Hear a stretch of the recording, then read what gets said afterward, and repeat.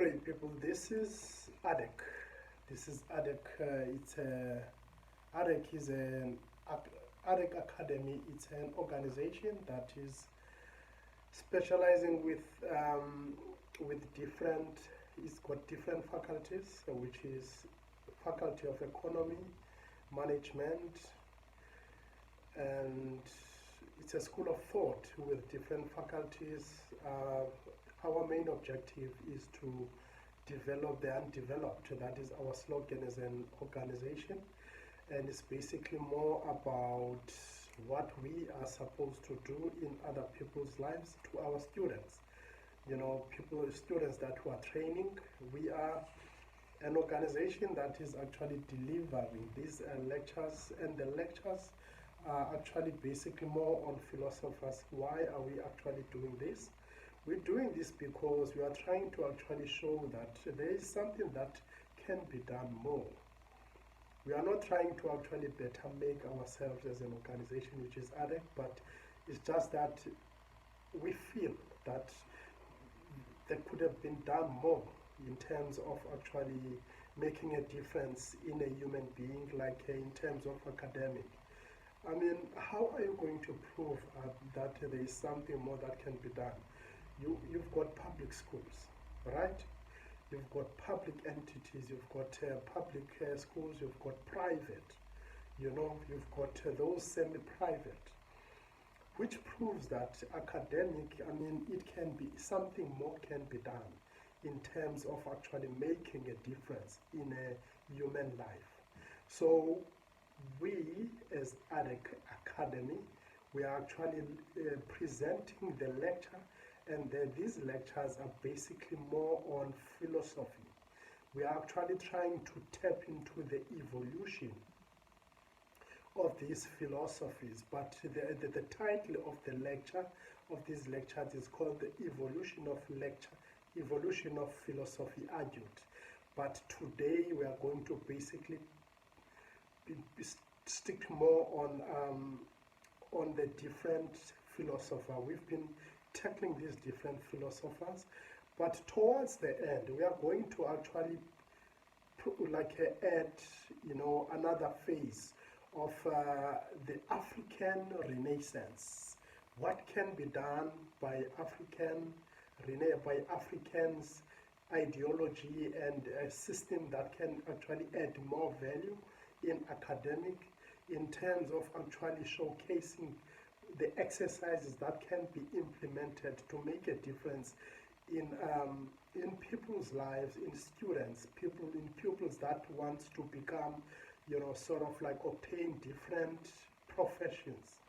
But now we're going to focus more on this special philosopher by the name of William James. I'm going to actually discuss, we're going to talk, it's going to be sort of like a very soft and a flexible lecture that we're going to talk about. The topic, it's William James, the pragmatist. Now I'm going to start, I'm going to just give a little bit of evolution of pragmatism. Where is it coming from? And then after that, we're going to look at the real evolution and the meaning of this word pragmatism, and then who were the other parties that were involved. And then after that, what have they done in terms of making a difference? And then after that, then we're going to look at what can be done in terms of us as ADEC actually critiquing the exercises that they've used.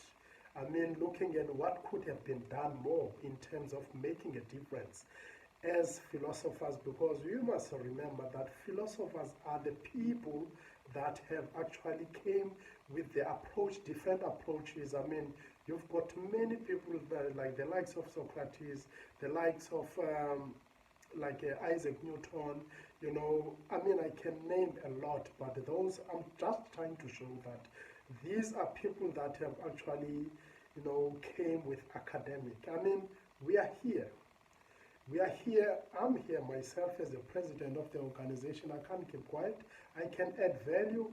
The person that will come after me is going to say something different and maybe critiquing me what I was supposed to do and all of that.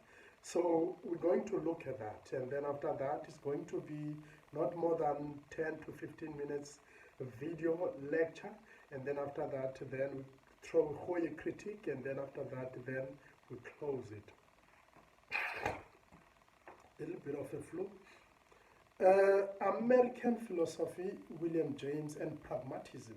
Pragmatism is an anti-systematic, anti-empirical, anti-rationalist philosophy that grew up in America in the 19th century. The word pragmatism fits the American pragmatists, that is Charles Sanders Peirce and John Dewey and William James, to a T. So these are people that were more on pragmatism, that they loved the concept, The practical consequences and the meaning of ideas in the real world were more important to them than the theoretical coherence of some of the systematic philosophies of the past. Now, I want us to go to the theory of the meaning. When we look at the theory of the meaning, we're going to look at we've just heard that pragmatism was an anti-empirical, anti-systematic, and all of that. Now, we have also heard about people that were involved in pragmatism, which is Charles Peirce and philosopher Dewey and William James. Going to look at the theory of the meaning. Peirce coined the word pragmatism from the Greek word pragma, meaning work, act, or deed. He did this to make a point to show that words derive their meanings from actions of some sort. Ideas are clear if they can be translated into some kind of operation. For example, the adjectives hard and heavy have meaning only because you are able to conceive of effects associated with the words. Thus, the word hard tends to mean that which cannot be scratched by other substances, as with diamonds. Heavy could mean whatever falls if you let go of it, right? So we're getting the meaning of the theory of meaning in pragmatism. Now let's look at the meaning of pragmatism. Although Charles Peirce was the father of pragmatism, listen to that one, William James gave the term its clearest expression. Pragmatism asks its usual question. St. James, grant an idea or belief to be true. It says, what concrete difference will its being true make in one's actual life? What experience will be different from those which would obtain if the belief were false? What, in short, is the truth's cash value in experiential terms? Which is, in short, pragmatism asks, what difference will this truth, in brackets of belief, of concept, etc., make it in your life? If you believe in God, freedom of the will, and moral responsibility, say, will this impact your life for the better? William James did more to popularize pragmatism than the two other American pragmatists, Charles Sanders Peirce and John Dewey. Worth quoting is James' most famous dictum describing pragmatism. There can be no difference anywhere that doesn't make a difference elsewhere. Translation: things are not true or right because of some theoretical meaning. They must have an application and impact in the real world. James insisted that all knowledge is pragmatic. It is difficult, if not impossible, to settle some philosophical questions, like whether there is a God or an afterlife. Neither reason nor empirical evidence seems to settle these matters. Where does that leave you? James thought that the best theory to believe in the one that brings about the best consequences in your life. Ask yourself, if I believe in God, will it contribute to a successful or meaningful life for me? If the answer is yes, then it makes sense. That is, it is pragmatic for you to believe in God. It makes sense. I agree with that one fully. Now let's look at the role and the belief. Belief is important in pragmatism since belief occupies a middle position between thought and action. Beliefs shape your actions, but beliefs are unfixed or undercut by doubts. Pierce said it is when the irritation of doubt arises that you must try to justify your beliefs. Faced with doubt, you can try to fix your beliefs so that you have a guide for action, right? Now I want us to look on the essential on this part of doubt. Doubt is an uneasy and dissatisfied state from which we struggle to free ourselves. Pierce suggested that you desire to eliminate doubt, but doubt must be genuine, not like Descartes' make-believe doubt. When Descartes got up to stoke the fire, he still avoided touching the flames. Yeah. The goal is to have beliefs that are free from actual doubt, which is you can fix your beliefs by several methods, most of them incorrect according to Pierce. Right. So this is what we are actually getting, we are learning from. Little bit to look at William James. William James was earned his medical degree from Harvard at the age of 27, but medicine's loss would become philosophy's gain. When he published his Principles of Psychology in 1900, the field was still in his infancy. He made philosophy his full-time occupation and taught with Josiah Royce, George Santayana, and C.S. Pierce, of which Pierce wrote as a logician and James as a humanist. We said James looked at the value of philosophy in terms of contribution to his life. For James, the consequences of a belief were to be understood in terms of the personal and practical impact it has in the life of an individual. Right. We've got the insight about William James and all of that. So let's look at the evaluation and the significance. Though the philosophical movement known as pragmatism originated in New England about 150 years ago, it is different. It is different and refreshing in the 21st century as it was in the mid-19th century. For one, it offers up an altogether relaxed attitude about what is true, meaningful, and significant in people's lives, of which Pierce first used the word pragmatism to emphasize a kind of experiential approach to arriving at true beliefs, as exposed to the metaphysics concerns of Hegel and Kant and all of that. So we're getting like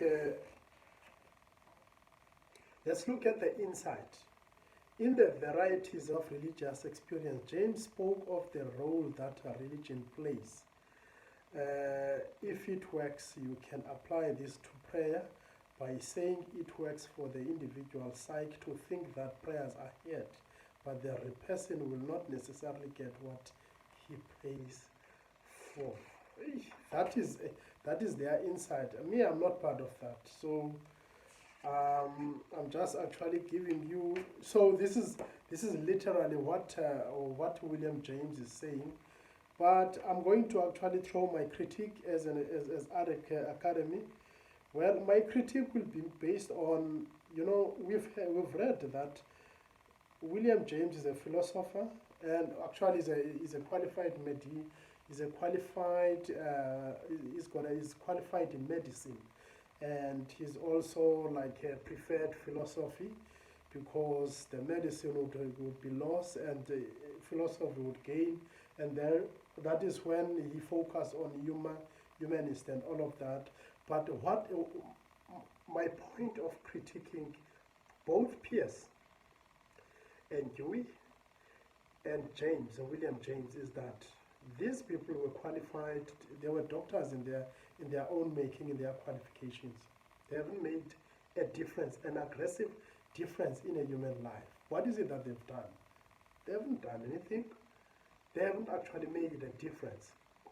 Yes, like we've heard Descartes, he visited one state to another until he got like a disease of pneumonia because he was trying to be aggressive, to make a difference to other people's lives.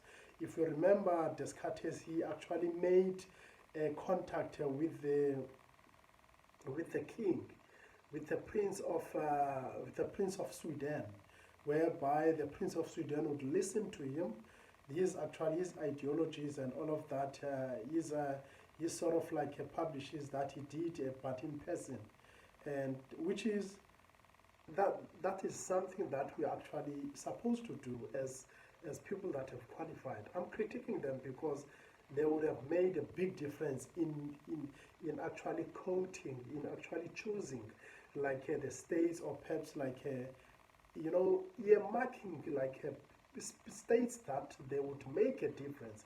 Understand that these are not politicians. I'm not suggesting that they should be political or perhaps introduce politicking in their aspect of being philosophers and all of that. But they would have actually, these are people that had an opportunity to change the world of academic, to be more aggressive and to improve the ways of living of human life. My standing as an organizational president, which is making a difference in other human beings' life, which is develop the undeveloped. These are people that had an opportunity to leave a legacy so that whoever that comes after them, those people would have done better. So I'm clapping them based on that. I'm critiquing them based on not actually taking that as a serious.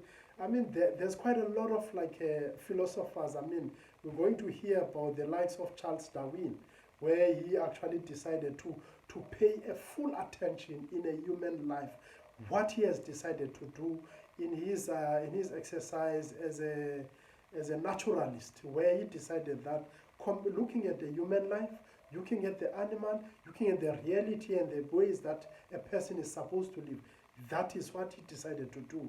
What did they do? What did William James do? Nothing.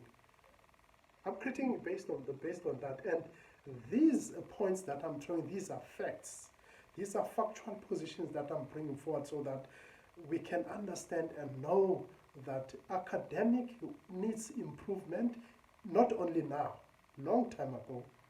Until now, I'm actually myself as ADEC, I'm actually sorting that opportunity, and then I'm giving. But thanks for your time. Please kindly subscribe on our videos.